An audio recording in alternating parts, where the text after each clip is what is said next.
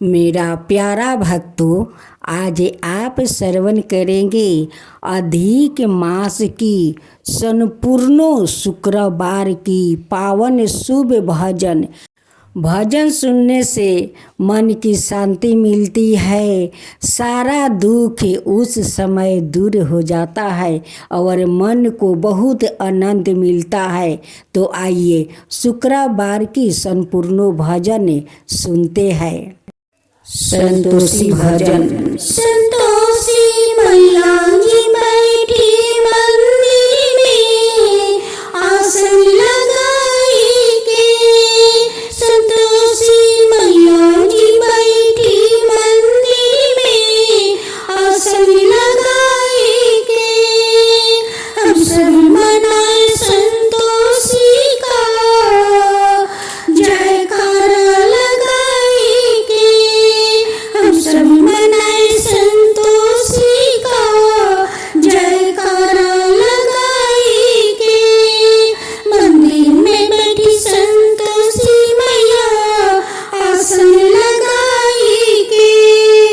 बाएं त्रिशूल दाएं तलवार बैठी मैया करके सिंगार। बाएं त्रिशूल दाएं तलवार बैठी मैया करके सिंगार। मंदिर में बैठी संतोषी मैया आसन लगाई के। हम सब मनाए संतोषी को भोगवा लगाई के। हम सब मनाए संतोषी को भोगवा लगाई के।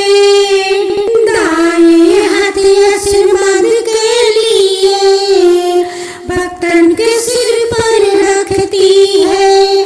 दाएं हाथ आशीर्वाद के लिए भक्तन के सर पर रखती है। बाएं हाथ में चाना गुड़ मैया भोजन करती है। बाएं हाथ में चाना गुड़ मैया भोजन करती है। संतोषी मैया जी बैठी मंदिर में आसन लगाई के। संतोषी मैया जी बैठी मंदिर में आसन लगाई के। हम सब मनाए संतोषी का आरती उतारी के। हम सब मनाए संतोषी का आरती उतारी के। संतोषी मैया जी बैठी मंदिर में आसन लगाई के। हम सब मनाए संतोषी का आरती उतारी के। दाएं हाथ आशीर्वाद के लिए भक्तन के सर पर रखती है। बाएं हाथ में चाना गुड़ मैया भोजन करती है। बाएं हाथ में चाना गुड़ मैया भोजन करती है। बाएं त्रिशूल दाएं तलवार बैठी मैया करके सिंगार। बाएं त्रिशूल दाएं तलवार बैठी मैया करके सिंगार। संतोषी मैया जी बैठी मंदिर में आसन लगाई के। हम सब मनाए मैया का जयकारा लगाई के। हम सब मनाए मैया का जयकारा लगाई के। आज आप श्रवण करेंगे शुक्रवार के दिन संतोषी माता की संपूर्ण पावन शुभ भजन। माता का भजन सुनने से मन का शांति मिलता है। हमारी संतोषी माता मारे दुलरी माता डोली चढ़ कर आई है।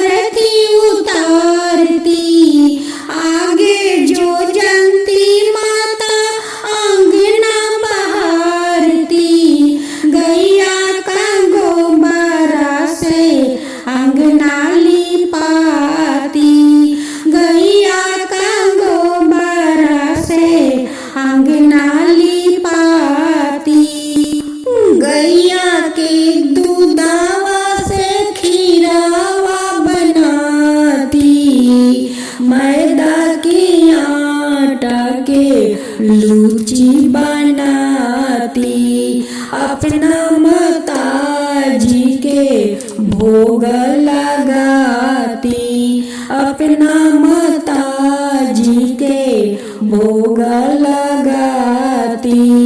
चंदन रगारी के तिलक लगाती, चंदन रगारी के तिलक लगाती, शंख बजा के आरती उतारती, शंख बजा कर आरती उतारती।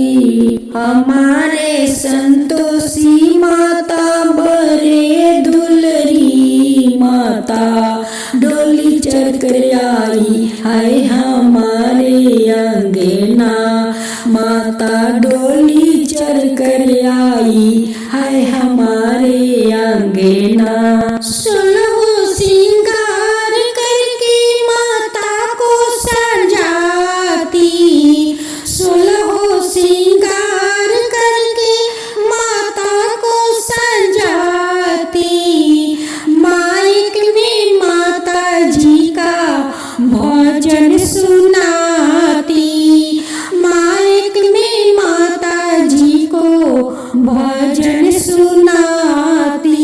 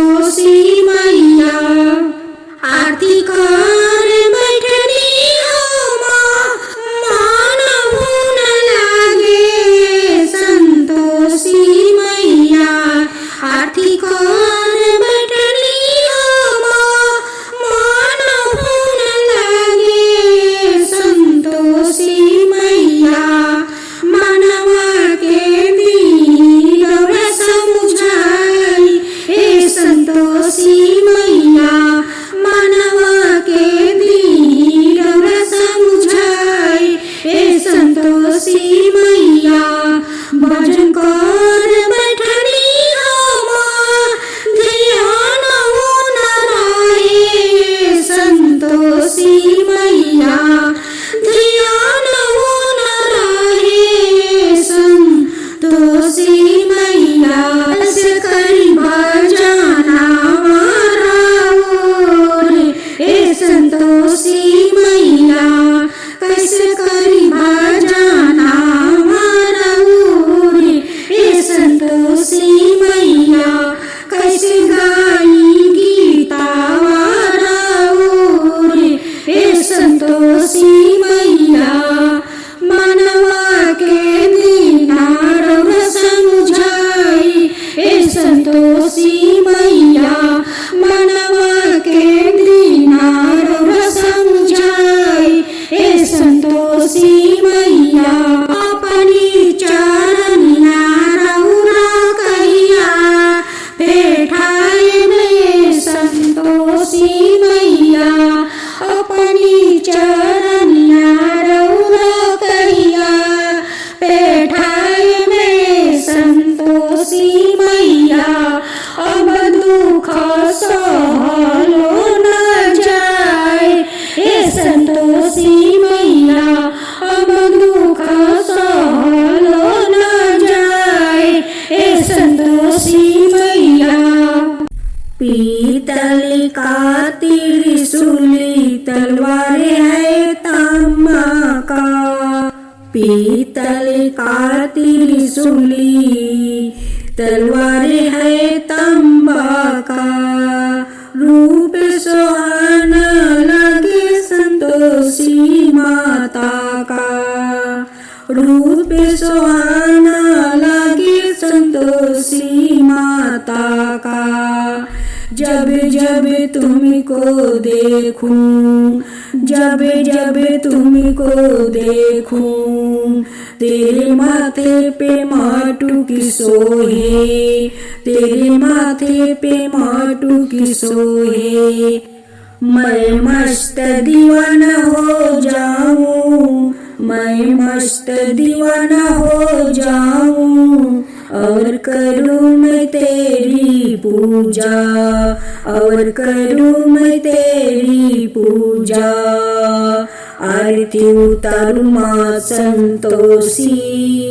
आरती उतारू माँ संतोषी पीतल का त्रिशूली तलवार है तांबा का पीतल का त्रिशूली तलवार है तांबा का रूप सुहाना लागे संतोषी माता का रूप सुहाना लागे संतोषी माता का मैं जब जब तुमको देखूं मैं जब जब तुमको देखूं तेरे गले में शोभे नवलाखा तेरे गले में शोभे नवलाखा मैं मस्त दीवाना हो जाऊं मैं मस्त दीवाना हो जाऊं और करूं मैं तेरी पूजा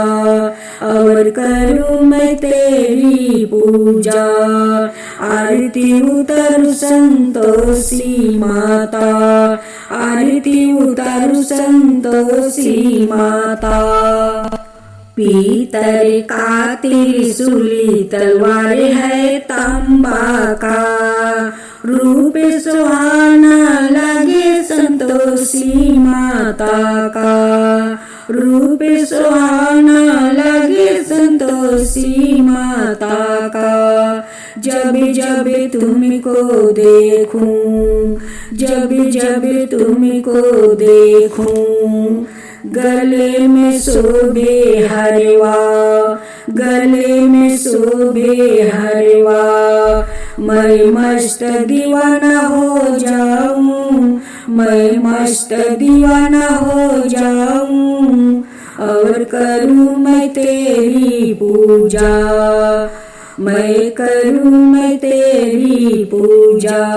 आरती उतारू संतोषी माता, आरती उतारू संतोषी माता। रूपे का कलशी पत्र है सोना का, रूपा के कलशी पत्र है सोना का। भर कटोरा चाना हीरा मोती का, भर कटोरा सोना हीरा मोती का। पीतल का त्रिशूली तलवार है तांबा का, रूप सुहाना लगे संतोषी माता का, रूप सुहाना लगे संतोषी माता का। जब जब तुमको देखूं, तेरे हाथे में सोने का कटोरा, मैं जब जब तुमको देखूं, तेरे हाथ में सोने का कटोरा। भरल हीरा मोती, भरल हीरा मोती, मैं मस्त दीवाना हो जाऊं, मैं मस्त दीवाना हो जाऊं, और करूं मैं तेरी पूजा, और करूं मैं तेरी पूजा। आरती उतारू संतोषी माता, आरती उतारू संतोषी माता। पीतल का त्रिशूली तलवार है तांबा का, रूप सुहाना लगे संतोषी माता का, रूप सुहाना लगे संतोषी माता का।